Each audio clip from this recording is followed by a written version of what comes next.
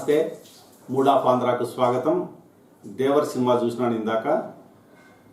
నా అభిప్రాయాన్ని ఆ సినిమా పైన మీతో పంచుకోవాలనే ఉద్దేశంతో మొదటిసారి రివ్యూ చేస్తాను.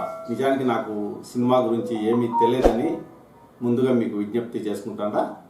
కానీ ఒక కథ కానీ ఒక సినిమా కానీ మంచి చెడుల గురించి మాట్లాడుకోవాలంటే చెప్పాలంటే ఏం పెద్ద జ్ఞానం ఏం అవసరంలే.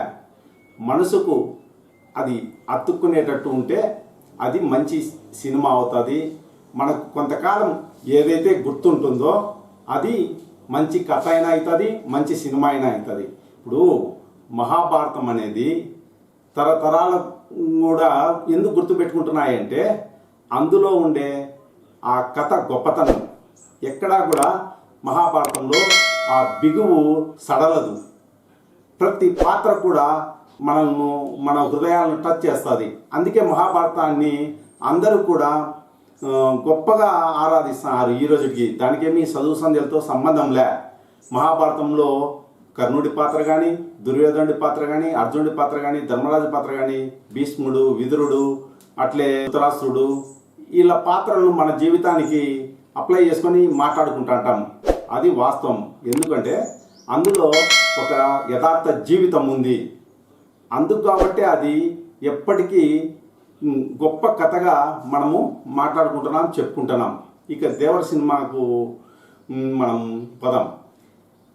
ఆ సినిమా ఎట్లా ఉందో మీకు ఒక చెప్పే ప్రయత్నం చేస్తా.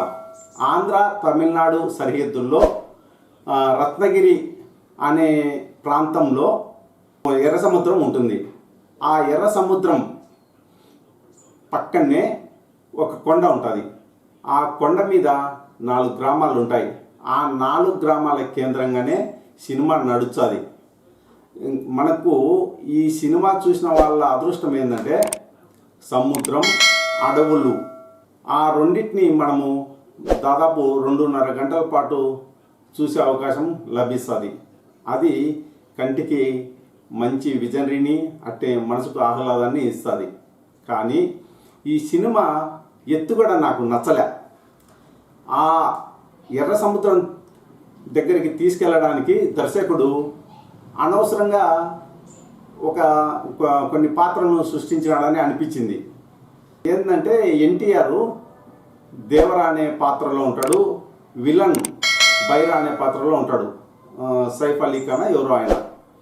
అట్లే ప్రకాష్ రాజు సింగప్ప క్యారెక్టర్తో పర్వాలేదు, ఆకట్టుకుంటాడు. విషయం ఏంటంటే ఎర్ర సముద్రం మీదుగా విదేశాల నుంచి అక్రమ మారణాయుధాలు, మత్తు పదార్థాలు లాంటివి మన భారతదేశానికి తరలిస్తుంటారు. అవి సరైంది కాదు. అలాంటివి అక్రమ సరఫరా అనేది మంచిది కాదు. వాటిని అడ్డుకోవాలా అనే కథాంశంతో ఈ సినిమా తెరకెక్కిందని నాకు అనిపించింది. కానీ ఆశయము మంచిదే, కానీ కథను చిత్రీకరించడం అంత ఆకట్టుకోలేకపోయింది అనేది నా ఒక్కని భావనే కాదు, సినిమాకు వచ్చిన ప్రేక్షకులు కూడా అదే అభిప్రాయంతో ఉన్నారు. నాతో కొందరు ఏ సంబంధం లేకపోయినా ఇదే విషయాన్ని పంచుకున్నారు. అందుకని నేను చెప్తున్నా. జూనియర్ ఎన్టీఆర్ బాగా నటించినాడు. ప్రధానంగా యాక్షన్ సినిమా ఇది. కథ ఎట్లా మొదలవుతుందంటే తండ్రి కొడుకులు అంటే జూనియర్ ఎన్టీఆర్ వాళ్ళ కొడుకు సముద్రపు ఒడ్డున ఒక పెద్ద బండరాయి పైన కూర్చొని ఉంటారు. జూనియర్ ఎన్టీఆర్ను వాళ్ళ కొడుకు అడుగుతాడు, నాయన కథ చెప్పు అని. అప్పుడు ఎన్టీఆర్ మొదలు పెడతాడు. వాళ్ళ నాయనగారిది, అట్నే వాళ్ళ తాతకాలం నాటిది ఎట్లా ఉండేదో, వాళ్ళు ఎంత వీరులో చెప్పడం మొదలు పెడితే అప్పుడు జూనియర్ ఎన్టీఆర్ కొడుకు ఏమంటాడంటే, ఏంది నాయన ఎప్పుడు చూసినా నువ్వు మీ నాయనగారి కథ మీ తాతగారి కథ చెప్తుంటావు, నాకు అది వద్దు, మా నాయన కథ కావాలా అని చెప్తాడు. అంటే నీ కథ కావాలా అంటాడు. దానికి జూనియర్ ఎన్టీఆర్ ఏమని చెప్తాడంటే, నాయన మా పూర్వీకుల కథలు భావితరాలు గర్వంగా చెప్పుకునేలా ఉన్నాయి. కానీ మా విషయానికి వచ్చే భావితరాలు చెప్పుకోవడానికి ఏమీ లేదు అని అంటాడు. నాకు ఈ సందర్భంగా ఒక మహనీయుడు చెప్పిన విషయం గుర్తుకొస్తుంది. భరతమాత స్వాతంత్ర్యానికి పూర్వము వీరులను కన్యాదంట, స్వాతంత్ర్యానంతరము పురుగులను కన్యాదని చెప్పినాడు ఆయన. సరిగ్గా జూనియర్ ఎన్టీఆర్ చెప్పింది కూడా అదే. జూనియర్ ఎన్టీఆర్ కూడా అంటే దేవర పాత్ర అట్నే విలన్ బైరా అనే క్యారెక్టరు, వీళ్ళందరూ కూడా ఆ సముద్రంలో స్మగ్లింగ్కు పాల్పడుతుంటారు. వీళ్ళు అందులో ఎక్స్పర్ట్స్ అన్నమాట. ఒకసారి ఏమవుతుందంటే ఈ కోస్ట్ గార్డు ఎక్కువ తిరుగుతుంది సముద్రంలో, అందుకని ఇప్పుడు స్మగ్లింగ్ ఏవైతే వచ్చినాయో ఆ వస్తువులను తీసుకురావడం కష్టమని ఇక స్మగ్లింగ్ వ్యాపారం చేసే శర్మ ఎవరో అతను మురుగా క్యారెక్టర్లో ఉంటాడు ఆ విలన్. అంటే అతను చెప్తే ఈ బైరా అనే అతను ఇతరులు ఏం చేస్తారంటే మేము చేస్తాము ఆ పని, స్మగ్లింగ్ మేము చేస్తాము దేవర రాకపోయినా అని చెప్పి ఒప్పందం కుదుర్చుకుంటారు. కానీ దేవర కూడా పోతాడు. పోయిన సందర్భంలో స్మగ్లింగ్ వస్తువులను తరలించే క్రమంలో ఆ కోస్ట్ గార్డ్స్ వీళ్ళను గుర్తిస్తారు. గుర్తించి ఆడొక పెద్ద గొడవ జరుగుతుంది. ఆ క్రమంలో ఏంటంటే ఈ కోస్ట్ గార్డు హెడ్ ఉంటాడు, ఆయనకు వాళ్ళ ఉద్యోగి ఫోన్లో మాట్లాడి ఈయన బాస్కి చెప్తాడు, సార్ మీకు పాప పుట్టిందంట అని అంటాడు. ఆయన ఏమంటాడంటే ఎందుకు ఈ సమాజంలో బతకలేని పరిస్థితి, ఇంకొక జీవి ఎందుకు వచ్చింది ఈ లోకంలోకి ఇలాంటి మనుషుల మధ్య అని అంటాడనమాట. అది కొంచెము ఈ దేవర క్యారెక్టర్ని హర్ట్ చేస్తుంది అనమాట. అయ్యో మనం ఇట్లాంటి వాళ్ళమా అనే ఫీలింగ్ కలుగుతుంది. అందుకనే ఈ కోస్ట్ గార్డ్లను ఏం చేస్తారంటే ఈ మిగతా వాళ్ళు ఉంటారు కదా స్మగ్లింగ్ చేయడానికి, ఈ జూనియర్ ఎన్టీఆర్తో పాటు వీళ్ళను మిగతా అందరూ అక్కడ వాళ్ళు ఉంటారు కదా, వాళ్ళపైకి తిరుగుబాటు చేస్తారు. అంటే చాలామందిని చంపుతారు. వాళ్ళను కాపాడేందుకు జూనియర్ ఎన్టీఆర్ ప్రయత్నిస్తాడు. బాగా చాలామంది ఉద్యోగులను కూడా కాపాడతాడు ఆయన. అప్పుడు ఆ హెడ్ ఎవరైతే ఉన్నారో ఆయనకు ఒక మాట ఇస్తాడు, లేదు సార్ మీ పాప ఈ సమాజంలో స్వేచ్ఛగా భయం లేకుండా బతికేందుకు నాది హామీ అని చెప్తాడు అనమాట. అతను హ్యాపీగా ఫీల్ అవుతాడు. సరే ఆ తర్వాత క్రమంలో ఏమవుతుందంటే జూనియర్ ఎన్టీఆర్ ఇక స్మగ్లింగ్కు పాల్పడకూడదు అనే ఒక నిర్ణయానికి వస్తాడు. ఎందుకు వస్తాడంటే ఆ కోస్ట్ గార్డు వాళ్లకు ఒక హితోపదేశం చేసింటాడు. ఏమని అంటే, అయ్యా మీరు ఈ మారణాయుధాలను స్మగ్లింగ్ చేయడం వల్ల ఎంత ప్రమాదంలోకి మిమ్మల్ని మీరు నెట్టేసుకుంటున్నారో మీకు అర్థం కావడం లేదని చెప్తాడు. ఇటీవల ఈ మందు పాత్రలు అట్నే తుపాకీ కాల్పుల్లో మీ వాళ్ళు కూడా చనిపోయినారు కదా, అవన్నీ మీరు సరఫరా చేసినట్టే అని చెప్తారు. అయ్యో అని ఇతను జూనియర్ ఎన్టీఆర్ ఫీల్ అవుతాడు, హీరో. అందుకని ఇంక ఇలాంటి వద్దు అనే నిర్ణయానికి జూనియర్ ఎన్టీఆర్ వచ్చేసి ఇక ఎవరు ఈ సముద్రంలో ఈ మారణాయుధాలు అనేదే స్మగ్లింగ్కే మనము పోకూడదు అనే ఒక తీర్మానం చేస్తాడు. అది బైరాకు నచ్చదు. అట్లా వాళ్ళిద్దరి మధ్య మనస్పర్ధలు పెరుగుతాయి. చివరికి హీరోను చంపాలని ప్లాన్ వేస్తాడు బైరా. దానికి ఒక స్పాట్ పెడతాడు. దానికి దేవర స్నేహితుడే ఉంటాడనమాట శ్రీకాంత్. అందులో ఆ క్యారెక్టర్ రాయప్ప అనే క్యారెక్టర్ ఉంటుంది. రాయప్పనే ఒక అస్త్రంగా ఉపయోగించుకుంటాడు. దానికి కారణం అయితే బైరా తమ్ముడికి రాయప్ప చెల్లెలుతో పెళ్ళి అవుతుంది. ఆ రాయప్ప చెల్లెలు బ్లైండ్ అనమాట. దేవరాకు కూడా చాలా ఇష్టం ఆ అమ్మాయి అంటే, సొంత చెల్లి కంటే ఎక్కువ అభిమానంగా చూసుకుంటాడు.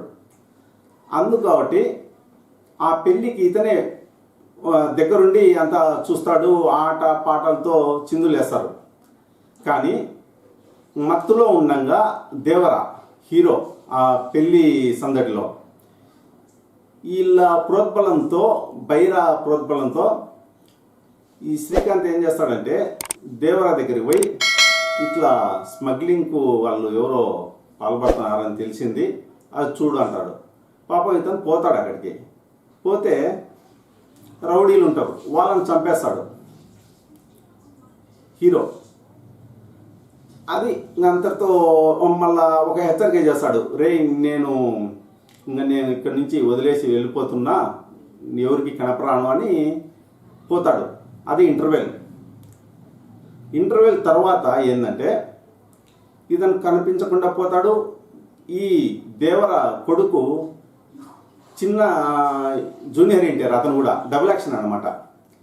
అతని పేరు వర ఏంటంటే వాళ్ళ నాయనంత ధైర్యపరుడు కాదు, ఏదో భయంతో అతను బతుకుతా అంటాడు. వాళ్ళమ్మ వాళ్ళ జేజీ ఉంటుంది, అంటే నాయనమ్మ, అట్టే చెల్లి ఉంటుంది. వాళ్ళకి చెప్తాడు, తప్పిపోలేదమ్మా, పంతంతో వినాడు, ఎట్లా వస్తాడని అనుకుంటారు మీరు అని వాళ్ళ ఇంట్లో వాళ్ళను ఆరుస్తూ అంటాడు. ఎప్పుడు వాళ్ళ నాయన కోసం వాళ్ళు కలవరిస్తా అంటే ఎప్పటికీ రాడని చెప్తాడు. ఇట్లా జరుగుతుంది. బైరా వీళ్ళు స్మగ్లింగ్ చేయడానికి సాహసించరు, ఎందుకంటే దేవర భయంతో. దేవర ఒకటే మాట చెప్పినాడు, మనము చేపల వేటతోనే ఉపాధి పొందాలా అని. ఆ క్రమంలో ఏంటంటే బైరా అనేవాడు ఒక ఈ పెద్దగా పేరు పొందుతాడు స్మగ్లింగ్ వస్తువులను ఇక్కడికి దిగుమతి చేసుకోవడంలోనూ ఇట్లా. అది అట్లా కథ నడుస్తుంది. చివరికి ఈ వర ఉన్నాడు కదా, దేవర కొడుకు, వాళ్ళ నాయన మాదిరే ఫైట్ చేస్తాడు. అంటే వాళ్ళ ఊరికి ఒక బరి అని ఉంటుంది, ఆ బరిలో గెలిచిన వాళ్ళకే ఆ ఆయుధాలు వస్తాయన్నమాట. అది ఒక పందెం ప్రతి సంవత్సరం జరుగుతుంటుంది. ఆయుధాలు వస్తే ఆ ఊరికి మంచి జరుగుతుందనే ఒక నమ్మకం అన్నమాట. ఆ ఆయుధాలు రావాలంటే ఆ బరిలో ఒక్కొక్క ఊరికి సంబంధించి ఇద్దరితో ఫైట్ చేయాలా, ఆ ఫైట్లో గెలవాలన్నమాట. ఇతను గెలుస్తాడు జూనియర్ ఎన్టీఆర్. తర్వాత ఏంటంటే వీళ్ళ చెల్లెలను వాళ్ళు సరిపోయిన వాళ్ళు ఆ పక్క ఊరోళ్ళు ఉంటారు కదా, 4 ఊర్లు ఉన్నాయని చెప్పినా కదా, ఆ వేరే ఊరోళ్ళు వీళ్ళ చెల్లెలను ఆకతాయిలు ఆట పట్టిస్తారు, ఎట్లంటే అట్లా మాట్లాడతారు. అప్పుడు వాళ్ళ మీద దాడి చేస్తాడు ఇతను వర. ఒకటి చనిపోతాడు. నిజానికి ఇతను కొట్టడం వలన చనిపోయినాడు కాదు, వాడు బైరా అనే అతను చంపుతాడు. ఎందుకంటే అతన్ని భయపెట్టుకొని తన దగ్గరికి చేర్చుకోవాలని. వాడు ఎత్తుగడే సక్సెస్ అయింది, విలన్ ఎత్తుగడ. ఇతని దగ్గరికి పోతాడు, బైరా దగ్గరికి. నా వల్ల ఇట్లా ఒక అతను చనిపోయినాడు అంటారు, నిజానికి నేను కొట్టింటే చావలేదు, నేను అట్లా కొట్టలేదు, అది ఇది అని అంటే, సరే నేను చెప్పినట్టు వినంటాడు. ఏం చేయాలంటే నువ్వు కూడా మా కొడుకుతో పాటు అంటే మా వాళ్ళతో పాటు సముద్రానికి పోవాలా, ఆడ ఉండే స్మగ్లింగ్ వస్తువులన్నీ తీసుకోవాలా, నువ్వు మాతో చేయగలపాలంటాడు. ఇతను ఏం చేస్తాడు, తప్పనిసరి పరిస్థితుల్లో వాళ్ళతో పోతాడు. ఈ విషయం వర వాళ్ళ అమ్మకు తెలుస్తుంది. అంటే దేవర వాళ్ళ భార్యకు సింగప్ప దగ్గరికి వస్తుంది. సింగప్ప అంటే ప్రకాష్ రాజు. ఏమయ్యా మీరందరూ ఒకటయ్యి మమ్మల్ని ఇట్లా చేస్తున్నారా, ఏంది మా కొడుకు వాళ్ళతో కలిసిపోయినాడంటేనే ఏంది అన్యాయము, కానీ ఒకటైతే నిజము, మా ఆయనకు మా కొడుకైనా ఇంకొకరైనా వేరే వాళ్ళైనా ఇచ్చిపెట్టాడు, ఒకవేళ వాడు ఆ పనికి పోయింటే స్మగ్లింగ్కే చంపేస్తాడని చెప్తాడు. ఆమె చెప్తుంది.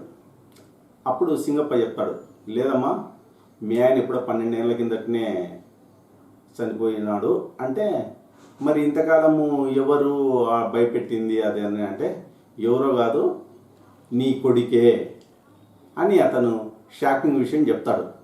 సరే అంతవరకు బాగానే ఉంది. ఆ తర్వాత సింగప్ప ఫ్లాష్ బ్యాక్ చెప్తాడు కదా, అంటే ఒక పోలీస్ ఆఫీసరు ఆ సముద్రం దగ్గరికి వస్తే ఆ ఫ్లాష్ బ్యాక్ చెప్పే అతను అడుగుతాడు, సరే అంత ధైర్యపరుడైన దేవరను చంపింది ఎవరు అని అడుగుతాడు. అప్పుడు ఒక సీన్ చూపిస్తారు. ఆ సీన్ సస్పెన్స్ మీకు చెప్పను నేను, ఎందుకంటే దేవర పార్ట్ 2 తీయడానికి ఆ సీన్ పెట్టినారు దర్శకుడు కొరటాల శివ. మీరు అందరూ కూడా సినిమా చూస్తేనే అదేంతో తెలుస్తుంది.